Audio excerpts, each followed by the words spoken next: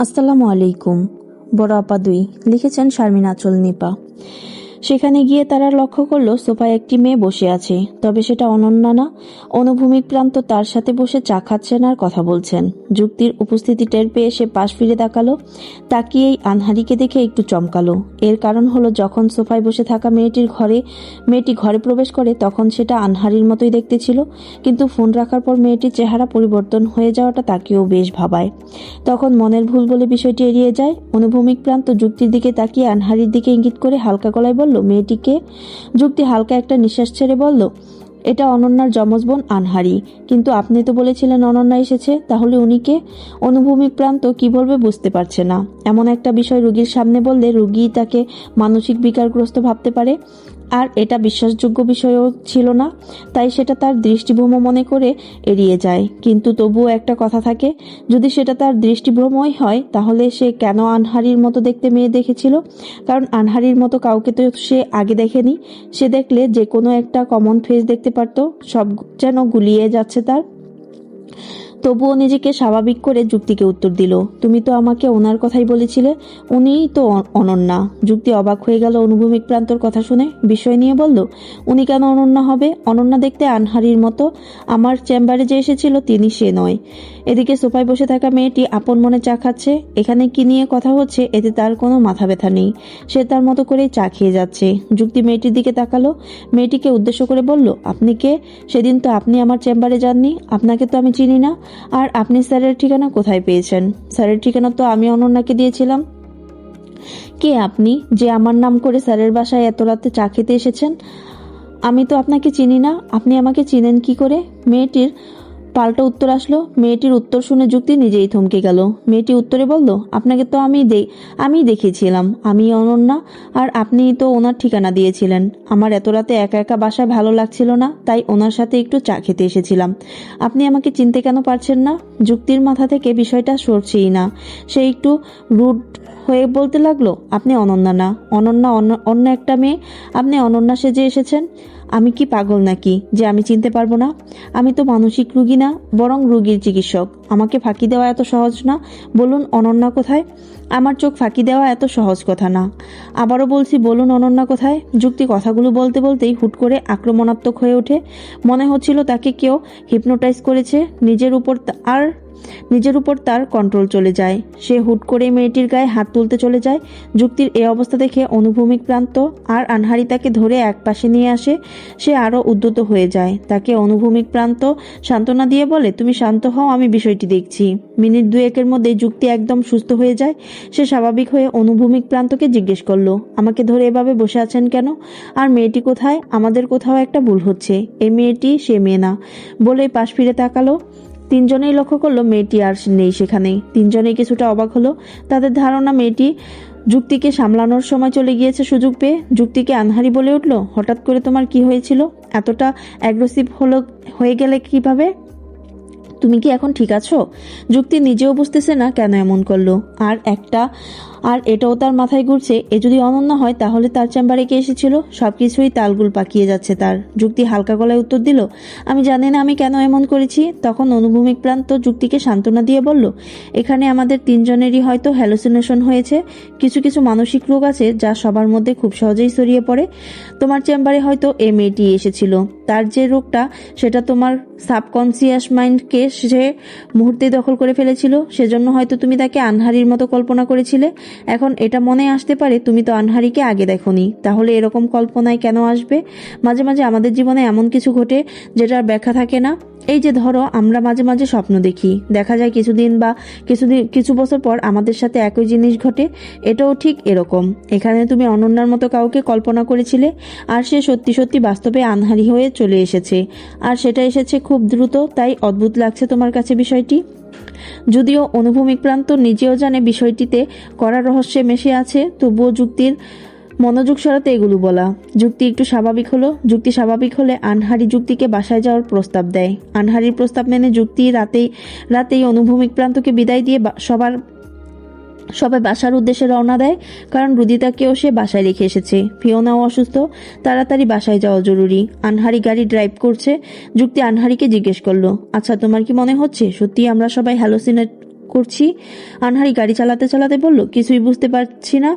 যতবার অনন্যার উপস্থিতি আমি টের পেয়েছি ততবারই কিছু অদ্ভুত বিষয় ঘটেছে, আজকেও ঘটলো। আর সবচেয়ে বড় বিষয় হচ্ছে, যে মানুষটা আমাদের সামনে আসতে চাচ্ছে না তাকে আসলে জোর করে আনা সম্ভব না। আমার মনে হয় অনন্যা বেঁচে থাকলেও আমাদের সাথে সে লুকোচুরি খেলেই মজা পাচ্ছে, আর যদি মারা যায় তাহলে অন্য কেউ আমাদের সাথে মাইন্ড গেম খেলছে। কিছু তো একটা আছে, যেটা গত 3 বছরেও আমি বুঝতে পারছি না। হয়তো ওইভাবে ঘাটিনি, নিজেদের নিয়ে ব্যস্ত হয়ে পড়েছিলাম। এখন মনে হচ্ছে একটু ঘাটাঘাটি প্রয়োজন। তোমার চেম্বারে এসে অনন্যা যে অতীত বলেছে সেটা তো বানোয়াট, এদিকে আবার এখানে অন্য একটা মেয়ে নিজেকে অনন্যা দাবি করছে। সবকিছুই এলোমেলো লাগছে। এসব নিয়ে না ভাবি আজ, কাল থেকে এসব নিয়ে ভাবা শুরু করব। এদিকে কখন যে তাদের মধ্যে সম্বোধন আপনি থেকে তুমি হয়ে গেছে তাদেরই হয়তো খেয়াল নেই। দুজনের দুজনকে বেশ আপন লাগছে। গাড়িটা হালকা ব্রেক কষে দাঁড়ালো। পুরো বাড়িটা অন্ধকার হয়ে আছে। আনহারি গাড়ির হর্ন বাজাতে লাগলো, কিন্তু কেউ গেট খুলতে আসছে না। কিছুটা রাগান্বিত হয়ে গাড়ি থেকে নেমে লক্ষ্য করলো গেটের তালা খোলা, কিন্তু সেখানে কোনো দারোয়ান নেই। সে গেটটা খুলে আবার গাড়িতে উঠলো। গাড়িটা বাড়ির ভেতরে নিল। ঘুটঘুটে অন্ধকার হয়ে আছে। এ সময় লোডশেডিং হওয়ার কথা না। আশেপাশের বাসাগুলোতে কারেন্ট আছে, বোঝাই যাচ্ছে। আর এখানে লোডশেডিং হলেও জেনারেটর, আইপিএস, অটো জ্বলে উঠত। আনহারির কাছে বিষয়টা ভালো ঠেকছে না। সে মোবাইলের টর্চ চালিয়ে যুক্তিকে সাথে নিয়ে বাড়ির ভেতরটায় যেতে লাগলো। বাড়ির ভেতরে ঢুকে আনহারির শ্বাস বন্ধ হয়ে যেতে লাগলো। ঘরটা পুরো অন্ধকার হয়ে আছে, কারো সারা শব্দ নেই। আনহারি কোনো রকম মোবাইলের টর্চ জ্বালিয়ে আইপিএসটা অন করলো। ঘরের লাইটগুলো জ্বলে উঠলো। সে লক্ষ্য করলো কেউ একজন কারেন্টের মেন সুইচটা অফ করে দিয়েছে। সে দ্রুত মেন সুইচ অন করলো। রুদিতা ড্রয়িং রুমের একটা টেবিলের নিচে গুটিসুটি মেরে বসে কাঁদছিল। মনে হচ্ছিল কিছু একটা হয়েছে, কিন্তু কি হয়েছে? কারণ ড্রয়িং রুমের সব স্বাভাবিক ছিল। রুদিতা আলো জ্বলতে যুক্তিকে দেখে দৌড়ে আসলো। যুক্তিকে জড়িয়ে ধরে রাখলো। আনহারি রুদিতাকে ধরতে গেলে সে আনহারিকে ভীষণ ভয় পেতে লাগলো। বিষয়টি আনহারি বুঝতে পেরে রুদিতার কাছে আর গেল না। সে সরাসরি বাড়ির প্রতিটা ঘর খোঁজ করতে লাগলো কিছু হয়েছে কিনা। প্রথমেই গেল তার মা লাবণ্য জোহার ঘরে। লাবণ্য জোহা ঘুমোচ্ছে। এখানে কিছু হয়েছে সে ব্যাপারে সে হয়তো কিছুই বুঝতে পারেনি, পারলে এভাবে শান্তিতে ঘুমাতো না। এবার সে ফিওনার রুমে গেল। ফিওনা বেহুশ হয়ে পড়ে আছে, তার সাথে তার হাত পা বাঁধা। আনহারির কাছে ব্যাপারটা কেমন জানি বিদঘুটে লাগছে, কারণ ঘরে কে এসেছিল বুঝতে পারছে না। কোনো রকম চুরির আভাস পায়নি সে সাথে ঘরের সব জিনিসপত্র যেভাবে রেখে গিয়েছিল সেভাবেই আছে। এবার আনহারি প্রবেশ করলো তার রুমে যেতেই সে চমকে উঠল। একমাত্র তার রুমেই ভাঙচুর হয়েছে, তার রুমেই লন্ডভন্ড হয়ে আছে। সে সাথে বাসার 2 দারোয়ান এবং বাসার 2 আয়ার হাত মুখ বেঁধে এ রুমেই ফেলে রেখেছে। আনহারি দ্রুত গিয়ে দারোয়ানগুলোর হাত পা খুলল। তারপর আয়া দুজনের মানসিক অবস্থা এতটাই খারাপ ছিল যে তারা রুমেই যেভাবে বসা ছিল বাঁধন খুলে দেওয়ার পরও সেভাবেই বসে আছে। দারোয়ানগুলো বাঁধন খোলার পর জোরে জোরে নিঃশ্বাস নিতে লাগলো। হাত দিয়ে ইশারা করলো পানি খাবে তারা। আনহারি দ্রুত পায়ে ডাইনিং রুমে গিয়ে পানি এনে তাদের দিল। তারা 4 জনে আনহারিকে দেখে ভয় পেতে লাগলো। আনহারি বিষয়টি বুঝতে পেরে দারোয়ানকে জিজ্ঞেস করলো, তোমরা কি আমাকে ভয় পাচ্ছ? আর তোমাদের এখানে কে বেঁধে রেখেছে? কে এসেছিল? কারা এমন করেছে? তারপর দারোয়ানগুলো উত্তরে যা বলল সেটা এক রোমাঞ্চকর থ্রিল ঘটনার রূপ দিল। তারা উত্তরে বলল, আপনি বের হওয়ার আধা ঘন্টা পর আপনি এবং আপনার সাথে 2 জন ছেলে বাসায় আসে। আমরা ভেবেছি গাড়ি হয়তো নষ্ট হয়ে গেছে, তাই আপনি হেঁটেই বাসায় ফিরেছেন। আপনার সাথে কে আছে সেটা তো জিজ্ঞেস করার স্পর্ধা রাখি না আমরা। সশরীরে আপনি নিয়ে আসছেন, মানে আপনার পরিচিতই হবে। আপনি তাদের নিয়ে রুমে প্রবেশ করার প্রায় 20 মিনিট পর আমাদের ভেতরে যেতে বলা হয়। আপনার সাথে আসা 2 জন ভদ্রলোকের মধ্যে একজন আমাদের ডেকে ভেতরে আনে। আমরা আসতেই 2 জন মিলে আমাদেরকে বেঁধে ফেলে। এরপর আপনি আলমারি খুলে কি যেন দেখেন।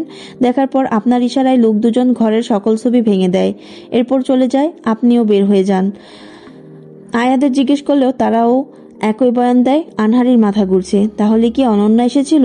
কারণ সে তো আসেনি, সে ছিল অনুভূমিক প্রান্তর বাসায়। তাহলে যে এসেছিল সে নিশ্চয়ই অনন্যা। আমাদের সাথে হয়তো কেউ মাইন্ড গেম খেলছে, না হয় অনন্যা নিজেই আমাদের সাথে কোনো কিছুর অভিমান ঝাড়ছে। আনহারি আয়াদার এবং দারোয়ানদের জিজ্ঞেস করলো, তোমরা কি পাশে যারা ছিল মানে বাকি লোকদের বর্ণনা দিতে পারবে? আয়গুলো বলে উঠলো, তাদের মুখ মাস্ক ছিল, তাই তারা দেখতে কেমন আমরাও জানি না। আনহারি কিছুটা রেগে দারোয়ানকে বলল, এই গরমে এভাবে 2 জন লোক এসেছে আর তোমরা ঢুকতে দিয়েছো? একটুও বাধা দিলে না? তারা কাঁপতে কাঁপতে বলল, ম্যাডাম আপনার সাথে তারা এসেছিল, তাহলে বাধা দেই কি করে? আমরা তো এখনো বুঝতে পারছি না আপনি এসেছিলেন নাকি অন্য কেউ। আনহারি হালকা একটা ঢুক গেলে তাদের রেস্ট নিতে বলল। এরপর যার যার কাজে যেতে বলল। যুক্তি সব শুনেই গেল। রুদিতা ভয় পেয়ে যাওয়ায় তাকে রুদিতা ভয় পেয়ে যাওয়ায় তাকে আর কিছু জিজ্ঞাসা করা হলো না। যুক্তিকে আনহারি বলল, তুমি পাশের রুমে একটু বিশ্রাম নাও, আমি পুলিশকে ইনফর্ম করি। বিষয়টার শেষ প্রান্তে আমি গিয়েই ছাড়বো। এতদিন তো সব মনের ভুল ভেবে ছেড়ে দিয়েছিলাম, এখন মনে হচ্ছে এটা মনের ভুল না, আমার সাথে বড় কোনো খেলা চলছে। হয়তো অনন্যা নিজেই সেটা করছে। এর কারণ তো আমাকে খুঁজে বের করতেই হবে। কিছু তো একটা রহস্য আছেই। আমাদের উপর হয়তো তার কোনো একটা রাগ আছে, তাই বুদ্ধি করেই এমন করেছে। অনুভূমিক প্রান্তর কাছে অন্য একটা মেয়েকে অনন্যা সাজিয়ে নিয়ে গেছে, যাতে করে আমরা সেখানে চলে যাই, আর সে যেন সে মুহূর্তে এখানে আসতে পারে। আর যেহেতু সে দেখতে আমার মতো, সেহেতু এখানে ঢুকতে কেউ তাকে বাধা দিবে না। আর সেটাই হলো। কিন্তু সে কেন এসেছিল? শুধুমাত্র আমার ছবিগুলোর উপর রাগ ঝাড়তে এসেছিল, নাকি আরো অন্য কোনো কারণ ছিল? সবগুলো প্রশ্নের উত্তর আমি চাই। যুক্তি আনহারির কথা শুনে একটা লম্বা নিঃশ্বাস নিল। না চাইতেও সে যেন রহস্যের ফাঁদে চলে এসেছে। যুক্তির এখন রুদিতাকে ইজি করতে হবে, তাই রুদিতাকে নিয়ে পাশের রুমে চলে গেল। এদিকে আনহারি পুলিশকে কল দিয়ে সবটা জানালো। পুলিশ আনহারির কল পেয়ে ঘটনাস্থলে এসে সবটা শুনে অবাক হলো। কারণ পুলিশের প্রশ্ন, আপনার যমজ বোন মারা গেছে, তাহলে সে আবার বেঁচে ফিরে কি করে? আচ্ছা, আমরা তো ঘটনাস্থল পর্যবেক্ষণ করতে এসেছি, তাই সেটা করে চলে যাচ্ছি। আপনার কেসটা আমাদের কাছে জটিল লাগছে। আমরা এই বিষয় নিয়ে আমাদের সিনিয়র অফিসার আনামের সাথে কথা বলবো। এবার উঠি আমরা। আনহারি পুলিশদের বিদায় দিয়ে ড্রয়িং রুমের দেয়ালে তাকাতে একটু চমকে উঠল। সে খেয়াল করলো অনন্যার একটা স্থির ছবি বিবো রেখেছিল, সেটা টানানো ছিল ড্রয়িং রুমে। সে সেটা নিয়ে গেছে, অথচ একই রকমের আঁকা আনহারির স্থির চিত্রটা রেখে গেছে। তাহলে এটা জানান দেয় অনন্যা বেঁচে আছে। কিন্তু অনন্যা কেন তাদের উপর হামলে পড়ছে, এটাই মূল বিষয়। এদিকে আয়রা পুলিশ যাওয়ার পর ঘর পরিষ্কার করে ফেললো। আনহারি নিজের ঘরে এসে এসবই ভাবতে লাগলো। ভাবতে ভাবতে ঘুমিয়ে গেল সে। ফজরের আজানে তার ঘুম ভাঙলো। উঠেই ঘরে কিছুক্ষণ পায়চারি করলো, তারপর আবার নিজের জায়গায় এসে বসলো। কিছুক্ষণ বসে থেকে লাবণ্য জোহার ঘরে গেল। লাবণ্য জোহার রুমে গিয়ে ডাইপার চেঞ্জ করে দিল, কারণ সার্বক্ষণিক নার্স 3 জন ছিল। রাতে যার ডিউটি করার কথা ছিল সে আসতে পারেনি তার অসুস্থতার জন্য। তাই আনহারি নিজেই লাবণ্য জোহাকে পরিষ্কার করে নাস্তা খাইয়ে দিল। লাবণ্য জোহা কেবল শুয়ে থাকা ছাড়া আর কিছুই করতে পারে না, কথাও সে বলতে পারে না। লাবণ্য জোহাকে খাইয়ে সে তার রুমে আসলো। ততক্ষণে 7টা বেজে গেছে। বাসার বাকিরা উঠলো। ফিওনা একটু স্বাভাবিক হলো। গত রাতের ঘুম তাকে একটু মানিয়ে নিতে সহায়তা করেছে।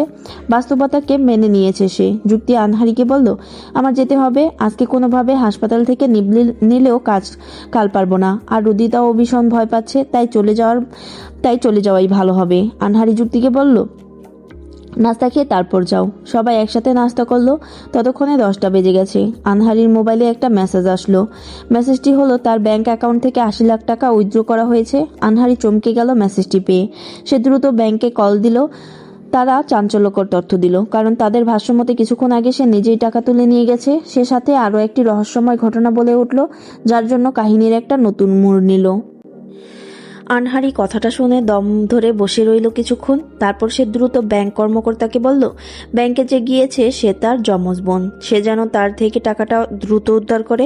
ব্যাংক কর্মকর্তা শিহাব আনহারির কথা শুনে চমকে গেল। সে ফোনটা না কেটেই নিজের কক্ষ থেকে দৌড়ে বের হলো। কিন্তু ততক্ষণে অনন্যা চলে গেছে টাকা নিয়ে। শিহাব আনহারিকে বিষয়টি জানালো। আনহারি চুপসে গেল, তার শরীর কাঁপছে। একসাথে এতগুলো টাকা অনন্যা নিয়ে কি করবে? আদৌ কি এটা অনন্যা, নাকি অন্য কেউ অনন্যা সে যে এমন করছে? তার সাথে তো অনন্যার শত্রুতা ছিল না, বরং সে আরো অনন্যাকে বেটার লাইফ দিয়েছিল। তাহলে অনন্যা কেন তার সাথে এমন করছে? সে নিজেকে সামলাতে চেয়েও পারছে না। এতগুলো টাকার শোক সে সহ্য করতে পারছে না। চোখ দিয়ে টপ টপ করে পানি পড়ছে তার বাবার মৃত্যুর পর পুরো বিজনেসটা সে দাঁড় করিয়েছে, তাই এ টাকার মূল সে জানে। কতটা কষ্ট করে টাকা ইনকাম করতে হয় সেটাও তার অজানা না। যুক্তি আনহারির চোখের পানি দেখে বলে উঠল, এনিথিং রং? আনহারি কাঁদতে কাঁদতে সবটা খুলে বলল। ফিওনারও কথাগুলো শুনে মনে হচ্ছে যে এ কাজ করছে সে অনন্যা না, সে অনন্যার বেশ ধরে অন্য কেউ, হয়তো লুটপাটের জন্য 3 বছর পরিকল্পনা করেছে। সে নিজেকে সামলে আনহারিকে বলল, ব্যাংকে নিশ্চয়ই সিসি ক্যামেরা আছে। আমরা যদি সিসি ক্যামেরা দেখি তাহলে তো বিষয়টা পরিষ্কার হয়ে যায়। ফিওনার কথা শুনে যুক্তিও একমত পোষণ করে বলল, আমাদের উচিত এখনই থানায় জানানো, এরপর ব্যাংকের সিসি ক্যামেরা চেক করা, তাহলেই কিছু বিষয় পরিষ্কার হয়ে যাবে। আনহারি থানায় কল দিতে যাবে, এর মধ্যে আনহারির মোবাইলটা বেজে উঠল। সে বুঝতে পারছে না কে। এই মুহূর্তে অচেনা কারোর সাথে কথা বলার ইচ্ছাই তার নেই, তাই কলটা কেটে দিল। কল কাটার সাথে সাথে আবারও কল আসলো। সে এবার বাধ্য হয়ে কল ধরতেই ওই পাশ থেকে একজন বলে উঠল, আমি পুলিশ অফিসার আনাম। এই মুহূর্তে থানায় না থাকায় আমি থানার নম্বর দিয়ে কল দিতে পারিনি, তাই আমার ব্যক্তিগত নম্বর দিয়ে কল দিলাম। আমি আপনার কেসটা সম্পর্কে জেনেছি। আমার কাছে বিষয়টি বেশ জটিল মনে হয়েছে। আপনি চাইলে আমি আপনার সাথে দেখা করতে চাই। এজন্য ম্যাক না চাইতেই জল আনহারি ঢুক গেলে উত্তর দিল, আমার বোন অনন্যা আমার ব্যাংক অ্যাকাউন্ট থেকে টাকা তুলে নিয়ে গেছে 80 লাখ। আপনি আমাকে এ ব্যাপারে সাহায্য করুন। আর আমাদের সন্দেহ সে আমাদের বোন অনন্যা না, সে হয়তো অন্য কেউ। তবে অনন্যা সে যে আমাদের সাথে মাইন্ড গেম খেলছে আর লুটপাটের জন্য হয়তো সে এই কাজ করেছে। আর দ্বিতীয়ত, সে আমার বাসায় এসে আলমারি থেকে আমার ব্যাংক কার্ড আর চেকটা সরিয়েছে। আমি বিষয়টি তখন খেয়াল করতে পারিনি, মাত্র খেয়াল করলাম। আপনি কোথায় আসতে চান বলুন, আমি এখনই আসছি। অফিসার আনামের কপালটা কুঁচকে গেল কথাগুলো শুনে। সে হালকা গলায় বলল, আপনি সরাসরি ব্যাংকে আসুন, সেখানের কাজ শেষ করে আমরা কোথাও বসবো। আনহারি কলটা কেটে যুক্তিকে বলল, বোন, তোমার কোনো আপ্যায়ন আমি করতে পারলাম না। এমন এমন ঘটনা ঘটছে যাতে করে নিজের মাথায় ঠিক রাখতে পারছি না। আমি এখন ব্যাংকে যাব, তুমি চাইলে এখানে থাকতে পারো। যুক্তি হালকা হেসে উত্তর দিল, আমি ঠিক আছি, এত কিছু করা লাগবে না। না চাইতেও এ অসমাপ্ত ঘটনায় আমি জড়িয়ে গিয়েছি। যদি কোনো হেল্প লাগে আমাকে বলবে, আমি চেষ্টা করব। আর এখানে থাকা হবে না। রুদিতার বাবা বিদেশ থেকে কয়েকদিনের মধ্যেই চলে আসবে। এছাড়া রুদিতার স্কুল, আমার চেম্বার সব মিলিয়ে চাইলেও এখানে থাকা সম্ভব না। আমি আমার বাসাতেই বেশি কমফোর্ট ফিল করব। তাই আমরা বাসায় চলে যাব। একটা কাজ করা যেতে পারে, একসাথে যাওয়া যেতে পারে। আনহারি মাথা নাড়িয়ে কেবল সম্মতি প্রদান করলো। এরপর আনহারি ফিওনার দিকে তাকিয়ে বলল, নিজের খেয়াল রাখিস, নিজেকে শেষ করে দিয়ে আমাকে একা করে দিস না। আমার জীবনে আর আপন বলতে কেউ নেই। প্রিয় স্বামীর ধোঁকা, আপন বাবার আদর না পাওয়া, পালিত বাবার মুখোশ বের হয়ে আসা, আপন মায়ের জেল আর পালিত মায়ের অসুস্থতা, সব মিলিয়ে আমি বেশ ছন্নছাড়া। আজ যদি আমার মেয়ে টুলটুলকে ফিরে পেতাম তাহলে দুনিয়ার সকল অসুখ ভুলে সুখে থাকতে পারতাম। কিন্তু সে উপায়ও নেই। বলা বাহুল্য যে আনহারির 1 বছরের সন্তান হারিয়ে যায়। এরপর থেকে আনহারি পাগলের মতো হয়ে যায়। সে সময় তার স্বামী সাপোর্ট না দিয়ে উল্টো সন্তান হারানোর সকল দোষ তার ঘাড়ে চাপিয়ে দেয়। আর সে সূত্র ধরেই তারা আলাদা থাকা শুরু করে। যদিও ডিভোর্স হয়নি, তবে আলাদা থাকে। সে যেন আরেক রহস্য মুড়ানো ঘটনা। ফিওনা আনহারির কথা শুনে তার হাতটা ধরে বলল, আমি কিছুই করব না। এর শেষটা না দেখে নিজেকে শেষ করব না। কথা দিলাম তোমার পাশে থাকবো। তুমি যাও। যদি সে অনন্যা হয়ে থাকে তাহলে কেন এরকম করছে এটা আমাদের জানতে হবে। আর যদি অনন্যা না হয়ে অন্য কেউ হয়ে থাকে তাহলে জানতে হবে এর মূল মোটিভটা কি, কেন সে অনন্যা সে যেমন করছে। আনহারি ফিওনার কথা শুনে তার মাথায় হাত বুলিয়ে বাসা থেকে বের হলো। দারোয়ানকে কড়া করে নিষেধ করলো যেন তার মতো দেখতে কেউ আসলেও সহজে যেন ঢুকতে না দেয়, একমাত্র সে যদি তার হাতে থাকা কাগজটা না দেখায়। এখানে আনহারি একটা কোড ব্যবহার করেছে। সে তার হাতে থাকা কাগজে কয়েকটা সংখ্যা লেখে। পরবর্তীতে সে আসল আনহারি চিহ্নিত হতে সে এই সংখ্যাগুলোই বলবে।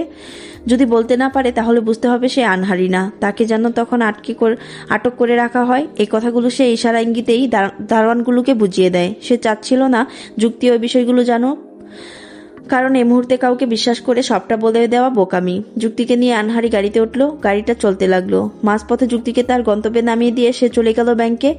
সেখানে আগে থেকে অফিসার আনাম অপেক্ষা করছিল। আনহারির গাড়ি থেকে নামতে দেখে সে বলে উঠল, আপনার জন্যই অপেক্ষা করছিলাম। তবে আপনি আসার আগে আমি একটা কাজ করেছি, সিসিটিভি ফুটেজটা চেক করেছি। সেখানে একটা বিষয় লক্ষণীয়, মেয়েটির সাথে আমার পুরোপুরি সাদৃশ্য আছে। এমনি আপনার কপালে থাকা দাগটাও মেয়েটির কপালে আছে। একথা শুনে আনহারি একটু চমকালো, কারণ তার এ কাটা দাগটা হয়েছে 1 বছর আগে। তার সন্তান হারানোর পর সে যখন তার স্বামীর সাথে কথা কাটাকাটি করে তখন তার স্বামীর আগে ফুলদানি ছুঁড়ে মারে। সে ফুলদানিটা তার কপালে এসে লাগে, যার জন্য এমন দাগ হয়।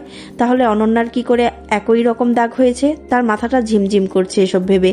তবুও নিজেকে সামলে সে বলে উঠল, আমি সিসি ক্যামেরাটা দেখতে চাই। আমি দেখতে চাই সে কি সত্যি অনন্যা কিনা, নাকি অন্য কেউ আমার বেশ ধরে এমনটা করছে।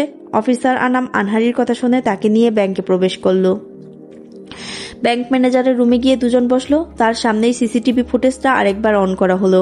এবার সিসিটিভি ফুটেজটা সে ভালো করে দেখতে লাগলো। মেয়েটা ঠিক তার মতো করে ব্যাংকে প্রবেশ করছে। মেয়েটা একদম আনহারির মতো, তার চালচলনও একই রকম। সে যেভাবে ব্যাংকে আসে, কথা বলে, মেয়েটাও ঠিক সেভাবেই কাজ করছে। তারপর ব্যাংক থেকে টাকা উত্তোলন করে। সে একটু দ্রুত পায়ে হেঁটে ব্যাংক থেকে বের হয়।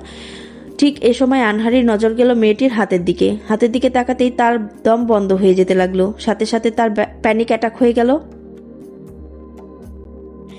আনহারিকে হাসপাতালে ভর্তি করানো হয়েছে। ফিওনা বিষয়টা জানার পরই হাসপাতালে ছুটে যায়। অফিসার আনামও সেখানে ছিল তখন। ফিওনা সরাসরি অফিসার আনামকে জিজ্ঞেস করলো, আপনি কি অফিসার আনাম? ফিওনার তাকে চিনতে অসুবিধা হয়েছে, কারণ সে আসার আগে অফিসার আনামের ডিটেলস এবং ছবি দেখে এসেছিল, তাই আনামকে চিনতে তার অসুবিধা হয়নি। অফিসার আনাম হালকা গলায় বলল, আনহারি একদম স্বাভাবিক ছিল। আমরা সিসিটিভি ফুটেজ চেক করছিলাম। এমন সময় সে হয়তো সিসিটিভিতে কিছু একটা দেখে ভয় পেয়েছে, তাই এমনটা হয়েছে। ডাক্তার এমনটাই বলেছে। এখনো জ্ঞান ফিরেনি, তবে ডাক্তার বলেছে সে এখন বিপদমুক্ত। ফিওনা বুঝতে পারছে না কি হয়েছে বা কি দেখছে। সে অফিসার আনামকে বলল, ভিডিও ফুটেজটা কি সাথে আছে? আমি কি দেখতে পারি? অফিসার আনাম সম্মতিসূচক ইশারা দিয়ে মোবাইলটা বের করে ভিডিওটা দেখালো। ফিওনা বেশ মনোযোগ দিয়ে পুরো ভিডিওটা দেখে শেষ করলো। অতঃপর মোলায়েম গলায় বলল, আনহারি অনন্যার হাতের পোড়া দাগটা দেখে প্যানিক অ্যাটাক হয়েছে। সে পোড়া দাগ নিতে পারে না, বিষয়টা এমন না, তবে লাভ শেষে পুরো দাগ দেখে এমন হয়েছে। তার মেয়ে টুলটুল 1 বছর আগেই হারিয়ে যায়। অনেক খুঁজেও তাকে আর পাওয়া যায়নি। যেদিন সে হারিয়ে যায় সেদিন টুটুলের আয়ার হাতে কিডন্যাপার এমন পোড়া দাগ করে দিয়েছিল। সে টুলটুলকে হন্তদন্ত হয়ে খোঁজার পর টুলটুলের আয়ার কাছে কাহিনী জানতে চায়।